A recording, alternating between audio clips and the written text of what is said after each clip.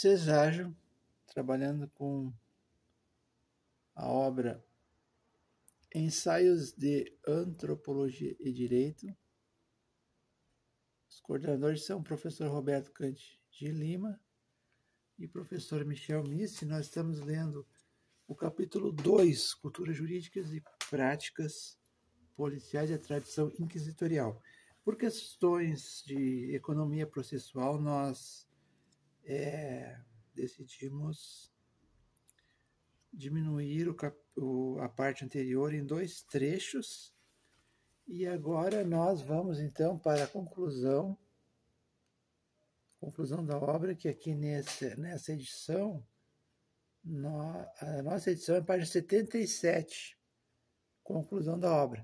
Seguimos a leitura.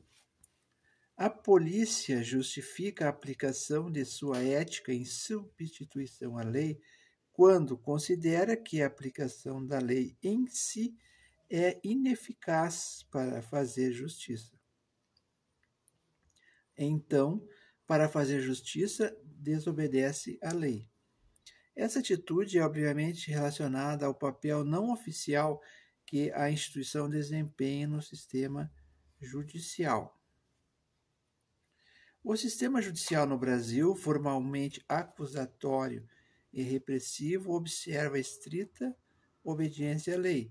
Juízes podem alegar que não têm discricionariedade alguma, assim como os promotores não têm responsabilidade pessoal pelo exercício de aplicação da lei pelos juízes. Os juízes não têm obrigação de ser justos, entre aspas, e frequentemente dizem, abre aspas, a injustiça não é minha, é da lei. Há que mudar a lei, fecha aspas. Assim, na prática, eles apenas julgam que aplicam a lei. A polícia está classificada em um nível inferior do sistema judicial, porque a polícia é atribuída, além da função de auxiliar o judiciário na apuração dos fatos, a de vigilância da população. Suas tarefas, portanto, implicam necessariamente discricionariedade na aplicação da lei, uma vez que se destinam tanto a prevenir futuros comportamentos com base em suposições dos agentes policiais sobre a potencialidade da periculosidade dos cidadãos, como a de realizar investigações inquisitoriais discricionárias. O judiciário, por sua vez, situa-se num nível superior em relação à polícia na hierarquia judicial. Superioridade esta justificada pelo caráter acusatório, contraditório do processo e pela maior distância, objetividade e isenção na aplicação estrita da lei. As palavras distância, objetividade, isenção e aplicação estrita da lei estão entre aspas. Superioridade que está, portanto, relacionada aos padrões acusatoriais, mas não discricionários da tradição jurídica brasileira, vinculada à civil law e não à tradição anglo-americana. Este nível inferior em que a polícia é mantida é sentido pelos policiais que julgam estar o judiciário fazendo a priorística e generalizadamente um julgamento negativo da sua atuação. Tal atitude é impeditiva da criação de uma identidade policial independente do judiciário e do Ministério Público, pois, ao impedir que a tradição policial seja explicitada, venha à tona, produz a necessidade de a polícia identificar-se não policialmente, deixando de criar formas de controle formal e oficial próprias. Exemplo disso são os oficiais do Exército, que são designados sistematicamente comandantes da Polícia Militar, apesar de o Exército ser especializado, até prova em contrário, em guerras e em erradicações estratégicas. Erradicações, estratégias ineficazes para tratar com o crime em qualquer sociedade. Como Durkheim, desde o século passado, afirmava, como Durkheim, desde o século passado, afirmava, Por outro lado, a Polícia Civil vê-se às voltas, inclusive internamente, com a identidade dos delegados, que fazem concurso não para policiais, mas para delegados, e comandam os tiras. A palavra tira está entre aspas. Quer dizer, os policiais profissionais, apenas porque fizeram um curso de bacharel em Direito, que nada tem a ver com a polícia, mas com a cultura jurídica tradicional. Estamos lendo o livro Ensaios de Antropologia e de Direito, no seu capítulo 2. Seguimos. A oposição entre delegados e não delegados ficará certamente mais aguda depois da aprovação pela Constituição da equiparação de vencimentos entre delegados, promotores e juízes.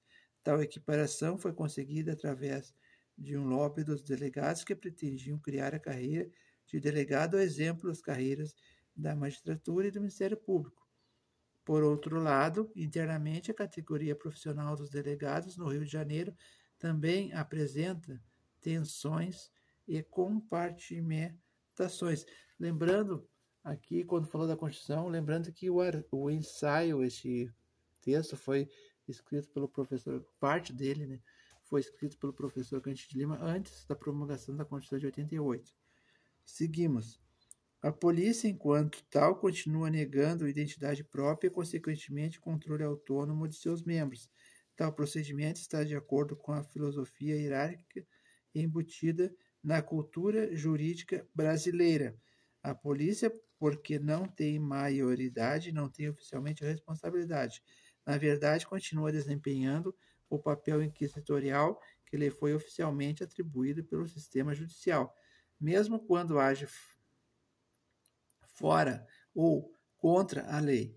Sua identidade, no entanto, por ser sempre não oficial, leva ao estabelecimento de um diálogo de cumplicidade entre a instituição policial e as instituições judiciais.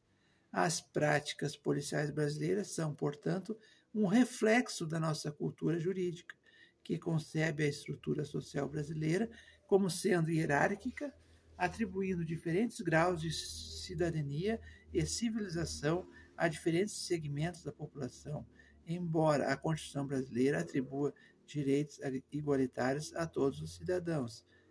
A polícia cabe a difícil tarefa de selecionar quais indivíduos têm direito aos seus direitos constitucionais e ao processo acusatório, enquanto pessoas civilizadas e quais não têm. Essa função policial não é nem oficial nem explícita. É uma consequência perversa do exercício de funções repressivas e disciplinares debaixo de critérios inquisitoriais em uma mistura de teorias do direito que permeia nosso sistema penal e processual penal. A polícia, portanto, é oficialmente responsabilizada pela corrupção sistemática do sistema de aplicação da lei. Como não pode ter uma identidade que lhe permita o controle e a consequente assunção da responsabilidade por seus atos, permanece tutelada pela cultura jurídica brasileira. Esta semi-autonomia da polícia brasileira é a garantia da pureza e autonomia dos sistemas jurídicos e judicial, elitistas e hierárquicos, diante dos constrangimentos impostos por uma ideologia constitucional acusatória, igualitária e individualista. Reproduz-se aqui com clareza os paradoxos da nossa sociedade e cultura, também percebidos por Roberto da Mata. O professor já tinha citado, né, lá no texto, e agora volta a citar aqui o antropólogo Roberto da Mata, que também pesquisou e tem alguns livros importantes sobre o tema. A conclusão vai seguir ainda um pouco mais. Nós vamos aqui para a última parte, então, da conclusão, antes da bibliografia. Ora, a sociedade brasileira tem claramente representações hierarquizadas de algumas de suas práticas sociais. Por isso, o sistema jurídico escolheu um sistema misto para resolver conflitos por adjudicação.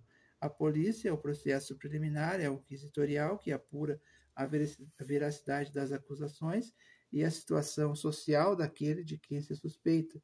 Então, a justiça, os verdadeiros culpados, aqueles que não confessaram ou aqueles que, por sua situação social, merecem o processo acusatório.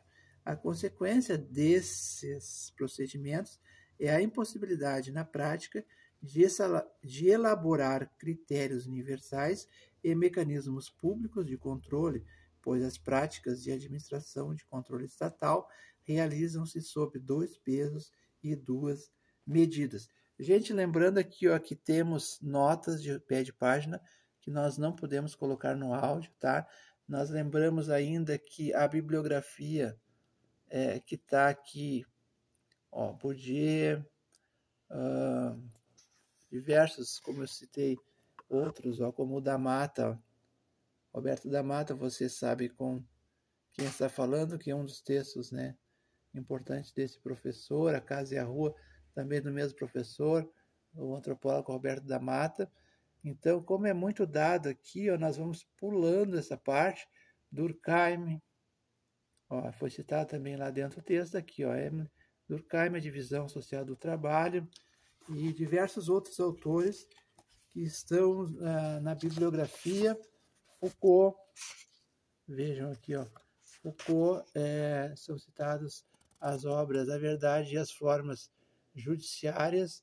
Foucault também é citada a obra dele, História da Sexualidade, e ainda uma terceira obra que é Vigiar e Punir.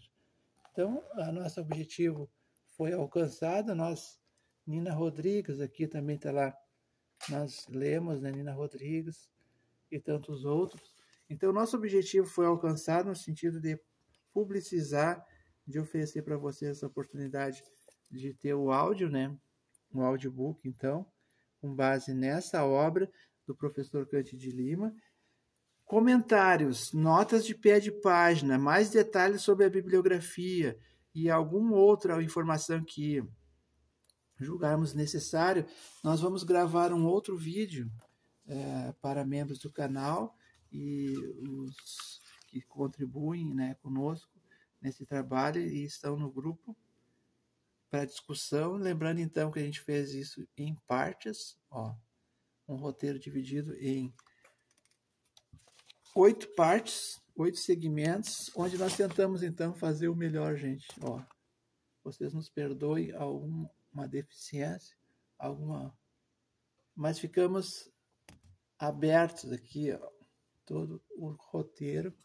Ficamos em aberto para responder mensagens para aqueles que se interessam pelo tema e elaborar questões, responder questões, e seguimos estudando e trabalhando nessa área de antropologia e de direito. Muito obrigado pela atenção de todos. Até a próxima oportunidade.